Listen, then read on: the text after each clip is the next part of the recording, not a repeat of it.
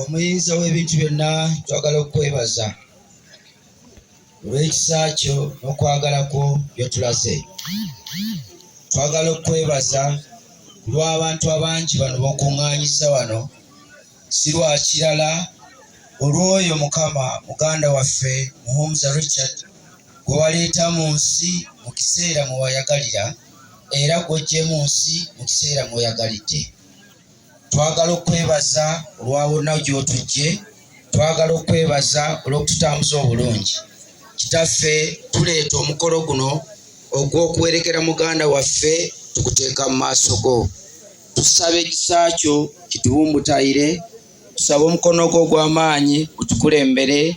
Byonna bye tugenda okukola leka tubikole nga bigulumiza ggwe, tukugulumize tukutendereze. Tukusaba obudde obulungi, enkuba ereme okutonnya. Taata, tuusa kino nga kiwedde, ekitiibwa n'ettendo tunabiza gy'oli, lwa Kristo Yesu omwana akatono omulamu. Amen.